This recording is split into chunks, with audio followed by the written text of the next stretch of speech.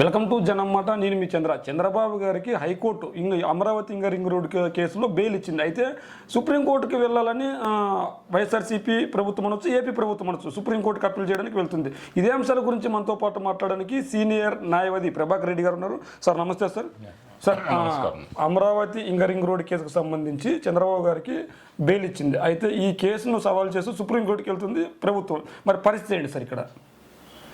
ముందుగా హైకోర్టు అయినప్పటికీ సుప్రీంకోర్టు అయినప్పటికీ రాజ్యాంగ ప్రకారం ఏర్పడినటువంటి స్వతంత్ర సంస్థలు, న్యాయ వ్యవస్థకు సంబంధించినటువంటి భారతదేశ రాజ్యాంగం ప్రకారం ఏ వ్యక్తికైనా ఆయా అంశాలను బట్టి హైకోర్టే కాదు కింద కోర్టుల నుంచి కూడా బెయిల్ అనేది అది మా ప్రథమ హక్కు. పౌరుడికి నేరం చేసిన ప్రతి వ్యక్తికి కూడా ఏ వ్యక్తి, ఒక్క చంద్రబాబే కాదు సామాన్య వ్యక్తికి కూడా బెయిల్ ఇచ్చేటువంటి అధికారం కోర్టులకు ఉంటుంది.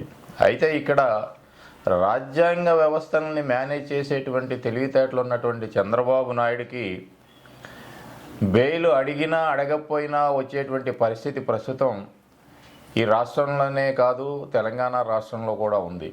ఎందువలనంటే గతంలో చంద్రబాబు నాయుడు న్యాయ వ్యవస్థతో సహా ఇక్కడ నేను ఒక న్యాయవాదిగా న్యాయమూర్తుల్ని తప్పు పట్టట్లేదు, కానీ భారత రాజ్యాంగంలో ఉన్నటువంటి లొసుగుల్ని ఆధారం చేసుకుని చంద్రబాబు నాయుడు తను సంపాదించినటువంటి అవినీతి సొమ్ము ద్వారా అవసరమైతే విదేశాల్లో ఉన్నటువంటి ఖరీదైనటువంటి లాయర్లను కూడా తీసుకుని వచ్చి ఆయన ఇక్కడ న్యాయస్థానాల్లో తన పక్షాన వాదించుకునేటువంటి విషయం అందరికీ తెలిసిందే. ఎందుకంటే తను సంపాదించిన అవినీతి సొమ్ముతో మరి నిన్న కాక మొన్న జరిగినటువంటి సిద్ధార్థ లోధరాకి రోజుకి 1.5 కోట్ల చొప్పున ఆయన ఫీజు ఇచ్చి ఆ స్కిల్ స్కామ్ విషయంలో కూడా ఆయన అనేక మంది హరీష్ సాల్వే లాంటి వారిని కూడా లండన్లో ఉన్నప్పటికీ కూడా వర్చువల్ ఆర్గ్యుమెంట్స్ ద్వారా ఆయన బెయిల్ పొందడం జరిగింది. కాబట్టి ఇవాళ రింగ్ రోడ్లో నేరం జరిగింది, నేరం చేశారనేది చంద్రబాబు నాయుడుకి తెలుసు. అమరావతి భూముల విషయంలో నేరం చేశాను నేను అని చంద్రబాబుకు తెలుసు. కానీ న్యాయశాస్త్రంలోనూ రాజ్యాంగంలోనూ ఉన్నటువంటి లొసుగుల్ని ఆధారం చేసుకుని తనకు అనుకూలమైనటువంటి వ్యక్తుల ద్వారా న్యాయస్థానాల్ని కూడా మేనేజ్ చేయగలిగినటువంటి వ్యక్తి చంద్రబాబు నాయుడు. ఇవాళ హైకోర్టు కావచ్చు, సుప్రీంకోర్టు కావచ్చు, బెయిల్ ఇచ్చినంత మాత్రాన చంద్రబాబు నాయుడికి క్లీన్ చిట్ ఇచ్చినట్టు కాదు, అతను ఏదో కడిగిన ముత్యంలాగా బయటకు వచ్చినట్టు కాదు. కేవలం బెయిల్ అనేది ఏ వ్యక్తికైనా ఇస్తారు. ఇవాళ రాష్ట్ర ప్రభుత్వం దాన్ని సుప్రీంకోర్టులో అప్పీల్ చేయడం జరిగింది.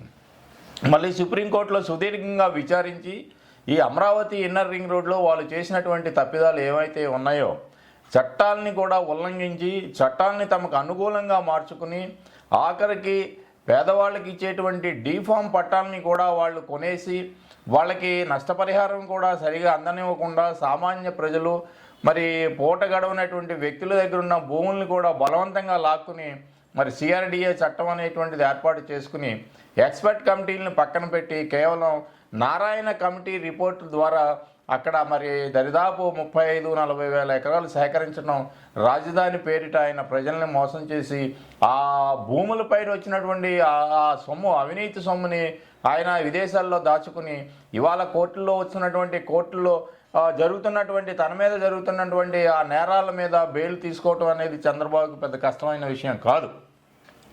కాబట్టి చంద్రబాబు నాయుడికి బెయిల్ వచ్చినంత మాత్రాన అమరావతిలో నేరం జరగలేదని కానీ రింగ్ రోడ్, ముఖ్యంగా రింగ్ రోడ్ చంద్రబాబుతో పాటు నారాయణ కానీ లోకేష్ కానీ ఆనాడు పనిచేసినటువంటి మంత్రులు కానీ తెలుగుదేశం ప్రభుత్వంలో పనిచేసినటువంటి అధికారులు కానీ ఈ అమరావతి భూముల విషయంలో చాలా తప్పిదాలు చేశారు, చట్టాలను ఉల్లంఘించారు, న్యాయస్థానాన్ని న్యాయశాస్త్రాన్ని కూడా అపహాస్యం చేసే విధంగా వాళ్ళు ఆ రోజు భూముల్ని కొనడం, ముఖ్యంగా వాళ్ళ వ్యక్తిగత పేర్లను కూడా ఆ సిఆర్డిఏ చట్టాన్ని దగ్గరగా తీసుకుని వచ్చి వాళ్ళ కొన్న భూములకి దగ్గరగా సిఆర్డిఏ చట్టాన్ని అమలు చేసుకుని వాళ్ళ భూములు అందులోకి రాకుండా వాటికి ఎక్కువ ధరలు పలికే విధంగా వాళ్ళ భూములు కొనడం జరిగింది. దరిదాపు 5,000 ఎకరాల పైన ఈ చంద్రబాబు నాయుడు అండ్ ఈ పచ్చ మీడియాకి సంబంధించినటువంటి వాళ్ళు కూడా ఆ భూముల్ని కొనడం జరిగింది. అది ప్రజలందరికీ తెలుసు.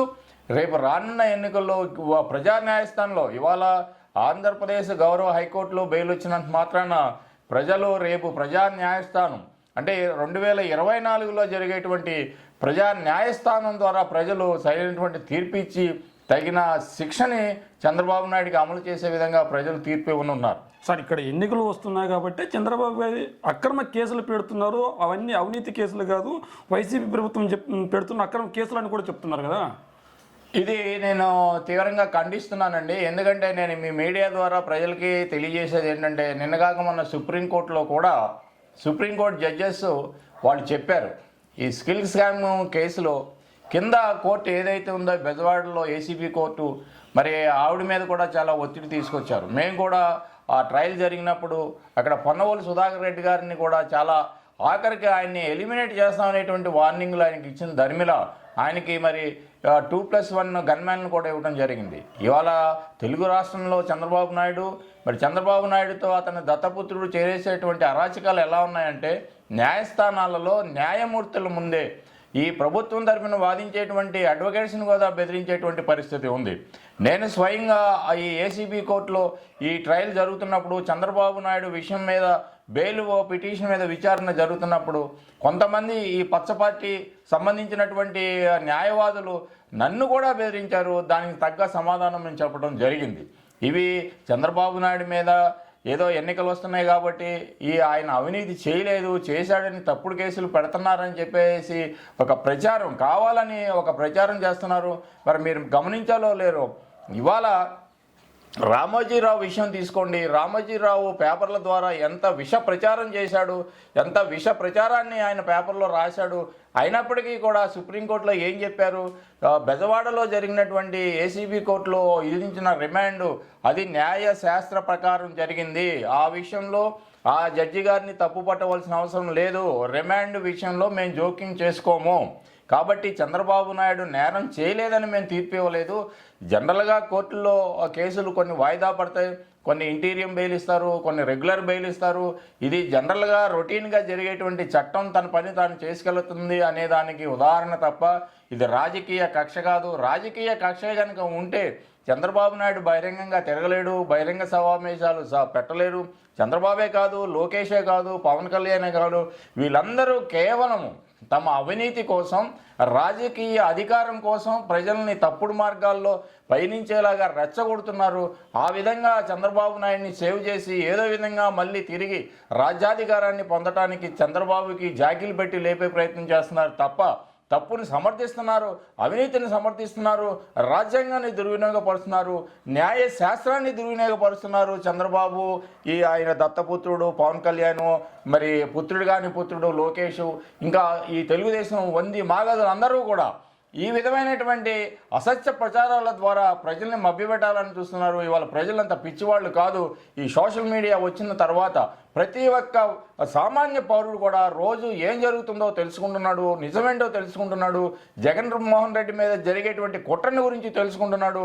వాళ్ళు ఇచ్చినటువంటి మరి ఆఖరికి ఇవాళ బెజవాడలో ఎంతో మరి మాకు పేరుందని చెప్పుకున్నటువంటి ఈనాడు మరి అది ఆక్రమణ అని చెప్పి చివరికి సుప్రీంకోర్టు తీర్పు ఇవ్వడం జరిగింది. ఆ ఈనాడు పేపర్ బిల్డింగ్స్ ఉన్నది నిజంగా నాదే అని చెప్పేటువంటి మభ్యపెట్టాడు ఇంతకాలం రామోజీరావు. అదేవిధంగా చంద్రబాబు నాయుడు తాత్కాలికంగా ఏదో బెయిల్ వచ్చినంత మాత్రాన ప్రజల్ని మభ్యపెట్టలేడు. చంద్రబాబు యొక్క కేసుల విషయాల్లో చాలా బలమైనటువంటి విచారణ జరిగింది. ఇది ఏదో ఇవాళ పెట్టిన కేసులు కాదు.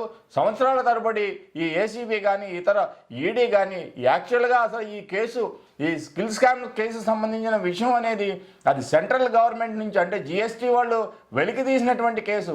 ఇది జగన్మోహన్ రెడ్డి గారు ఏదో రాజకీయ కక్షతో పెట్టారనేది తప్పుడు ప్రచారం. సార్ అదేవిధంగా హైకోర్టు ఇప్పుడు బెయిల్ ఇచ్చింది రింగ్ రోడ్ కేసులో కావచ్చు, లేదంటే స్కిల్ స్కామ్ కేసులో కావచ్చు. స్కిల్ స్కామ్ కేసుకు సంబంధించి ఆయన ఇప్పటికే బెయిల్ పైన ఉన్నారు, సుప్రీంకోర్టు కూడా ఇచ్చింది. ఇదే నేపథ్యంలో రింగ్ రోడ్ కేసుకు సంబంధించి సుప్రీంకోర్టుకి ప్రభుత్వం వెళ్తుంది, అక్కడ బెయిల్ రద్దయ్యే అవకాశం లేదంటారా? తప్పనిసరిగా ఇప్పుడు దేశంలో అత్యున్నతమైనటువంటి న్యాయస్థానం సుప్రీంకోర్టు యొక్క తీర్పు మీద ఇంకా అప్పీల్కి వెళ్ళే అవకాశం లేదు. అక్కడ మళ్ళా ఏదో సింగిల్ బెంచ్ నుంచి డివిజన్ బెంచ్ నుంచి ఫుల్ బెంచ్కి వెళ్ళవలసినటువంటి పరిస్థితి ఉంటే వెళ్తారు తప్ప తర్వాత అబోవ్ సుప్రీంకోర్టు మన దేశంలో ఇంకా ఏ న్యాయస్థానం లేదు. మరి అవసరమైతే చంద్రబాబు నాయుడు ఉద్దేశాలు ఎలా ఉంటాయంటే, ఇప్పుడు ఐసీజే అని ఉంటుందండి, ఇంటర్నేషనల్ కోర్ట్ ఆఫ్ జస్టిస్ అని, ఆయనకు అవకాశం ఉంటే అక్కడ కూడా వెళ్తాడు. ఎందుకంటే చంద్రబాబు నాయుడు ప్రపంచవ్యాప్తంగా ఒక గజ దొంగ అనేటువంటిది ఒక ముద్ర పడిపోయింది. ఆయన సాక్షాత్తు ప్రధానమంత్రి గారిని ఎలా విమర్శించాడు, మరి ఈ దేశ హోమ్ మినిస్టర్ గారి మీద రాళ్లదాడి చేపించాడు, ఇవన్నీ కూడా. అయితే ఈ ఇక్కులో ఉన్నటువంటి కేవలం చంద్రబాబు నాయుడు మనుషులు ఎవరైతే ఉన్నారో వాళ్ళు ఈ న్యాయశాస్త్రాలని తప్పుడు దారి పట్టించి మనం చూసామండి. ఆయన ఆరోగ్య కారణాల మీద బెయిల్ అని చెప్పేసి అడిగారు. నిజంగా చంద్రబాబు నాయుడికి అనారోగ్యం అనేది ఉంటే కంటికి ఆపరేషన్ చేసుకుంటానని చెప్పినటువంటి వ్యక్తి ఆపరేషన్ చేసుకున్న తర్వాత ఒక పట్టుమని వారం రోజులు రెస్ట్ తీసుకున్నాడా? అదేవిధంగా ఆయనకి హార్ట్ ఎన్లార్జ్ అయిందన్నారు. హార్ట్ ఎన్లార్జ్ అయిన మనిషి ఆ విధంగా మరి బహిరంగ సభల్లో ఇష్టం వచ్చినట్లు ముఖ్యమంత్రి మీద, గవర్నమెంట్ మీద, ఇతర వైసీపీ నాయకుల మీద ఇష్టం వచ్చిన ఇష్టారీతిలో అతను మాట్లాడుతున్నాడు. ఇది అనారోగ్యంగా ఉన్న వ్యక్తి మాట్లాడేటువంటి విధానం అదేనా? కోర్టులు అవి కూడా గమనించాలి. ఒక తప్పుడు ఇది ప్లీ పెట్టుకుని, అంటే తప్పుడు ప్లే అంటే బెయిల్ పొందడానికి అనారోగ్యం అనేటువంటి కారణం చూపించి బెయిల్ పొందినటువంటి వ్యక్తి ఇవాళ రాష్ట్ర వ్యాప్తంగా వచ్చే ఎన్నికల్లో తనని గెలిపించమని చెప్పి తిరిగేటువంటి విధానం చూస్తే నిజంగా చంద్రబాబు నాయుడికి అనారోగ్యం ఉందా? అది నేను మరి ఈ ప్రభుత్వం తరపున ఉండేటువంటి న్యాయవాదులను కూడా నేను కోరుతున్నాను మీ మీడియా ద్వారా. నిజంగా అనారోగ్యంగా ఉన్న వ్యక్తి బెయిల్ పొందలేదు, అతను పరిపూర్ణ ఆరోగ్యంతో ఉండి కోర్టులో తప్పుడు పిటిషన్ వేసి అనారోగ్య బాధలు ఉన్నాయని చెప్పి బెయిల్ పొంది మళ్ళీ ఆయన ఇష్టం వచ్చిన రీతిలో ప్రయాణించడం, ప్రకటనలు చేయటం, బహిరంగ సభల్లో పాల్గొనడం, మరి ఇది కోర్టుని తప్పుదోవ పట్టించినట్లే కదా. ఇది కంటెంప్ట్ ఆఫ్ కోర్టు కింద ఆయన మీద కూడా చర్య తీసుకునేటువంటి అవకాశం ఉంది.